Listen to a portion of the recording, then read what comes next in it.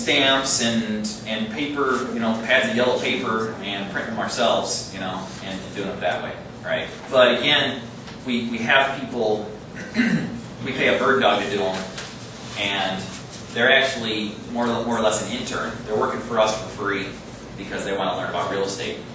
What better way to do that than to offer your help to somebody that's experienced, right? And so it's a great relationship to do that.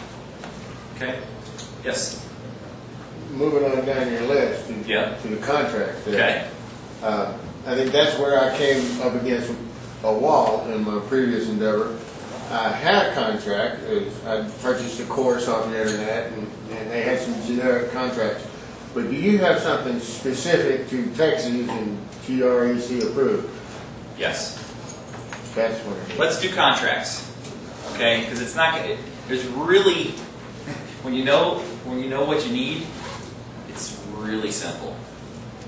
The state of Texas, TREC, Texas Real Estate Commission, okay? They have state-approved contracts. They're freely available to download off the internet.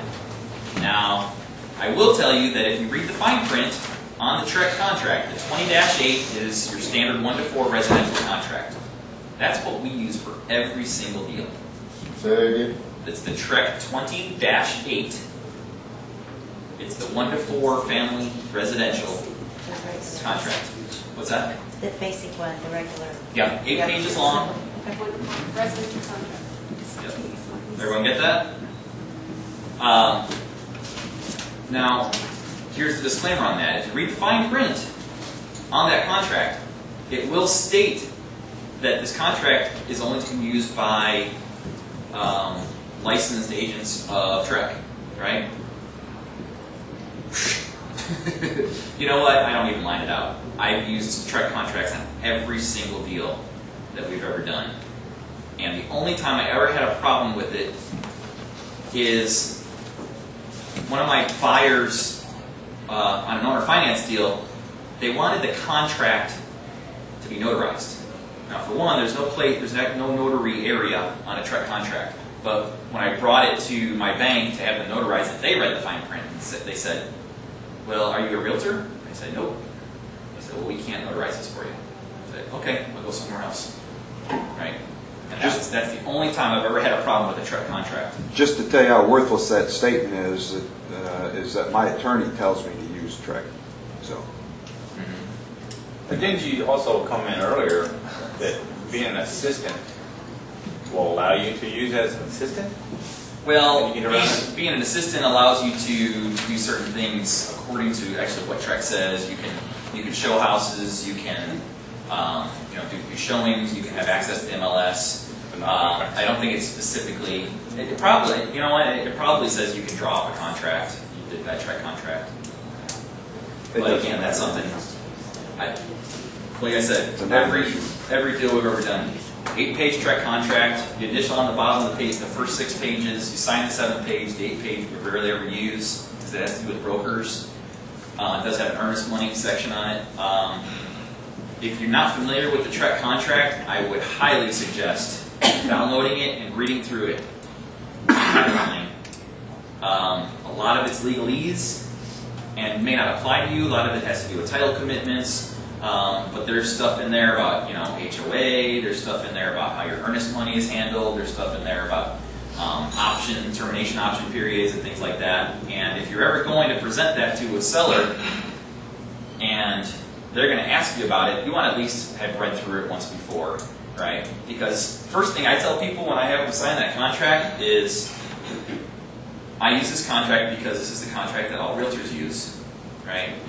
And it is approved by the state, right? And so I usually walk through it in section by section. I say,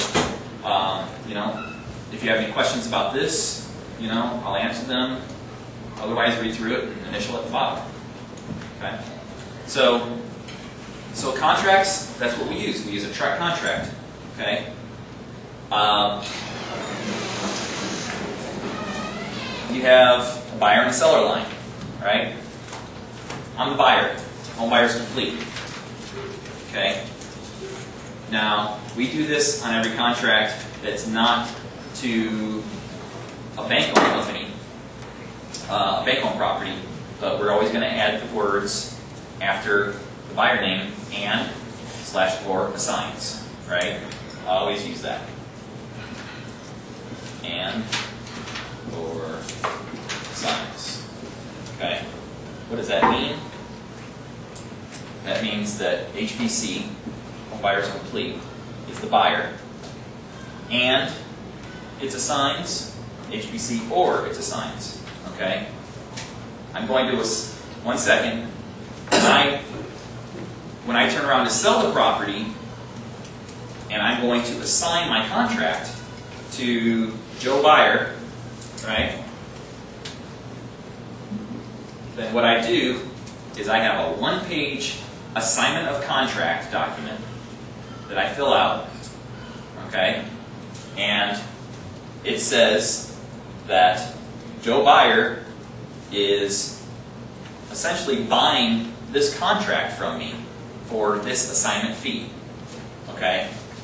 And it's going to state that they are taking this contract as is, and I am releasing all liabilities and claims to the contract, right? Everything goes to the title company. Everything goes on the HUD, right? So it's, nothing's tabletop. The only thing that's tabletop is signing of the contract, okay? Now I saw some questions out there. Yes.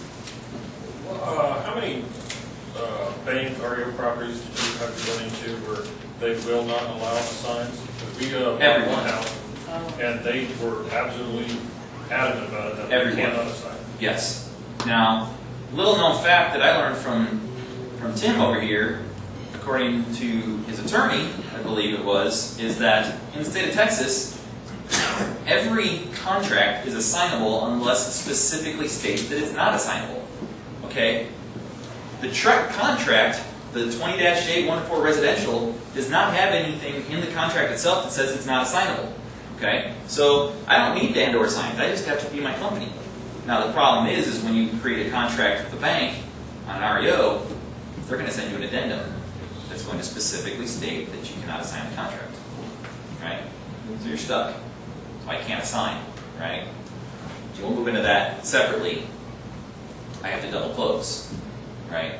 If I can't assign it, if my title agent has to abide by the addendums from the bank and the contract, it's in control of the title company, right? And unfortunately, I've seen some title agents do some things that weren't correct, weren't right. They didn't follow the contract, right? Bank of America, for one, they have addendums on most of their contracts that they sell right now that if you buy that house directly from Bank of America, you are not allowed to put a deed restriction on it that says you cannot sell that property to somebody else within 30 or 60 or 90 days. Okay? Now that's going to be part of your title policy, so when somebody else goes and pulls it up, it's going to say this title cannot change hands in less than 30 days or 60 days or 90 days, right? That's really up to the title company to uphold that, right? Most of them are because they don't want to go out of business, right? So for bank-owned properties, we're not going to assign the property. We're going to double close them. Okay, so we'll talk about that in a second. Yes. Why do they care? Why is this an issue with them? Because it's happened to them a lot of times. From my experience, when you go to assign a contract, and so that means Joe Buyer is now responsible, and Joe Buyer doesn't come through, then they're out. You sign the contract, they want you to be responsible. Okay, they want you to come to the closing table. Because you're putting up earnest money, and Isn't that illegal? Doesn't it go against the state law that they can't do that? Because you said earlier that in Texas you cannot restrict that. no. What I said is in Texas, a contract is assignable. A contract is always assignable unless the contract specifically states that it's not assignable. Okay. Now, when you contract with a bank-owned property, they're going to give you an addendum. They'll put it in there. Right. So an addendum is going to be part of your contract, right? Okay, I understand. So then at that point, now you have a contract that states that it is specifically not assignable. Okay. I think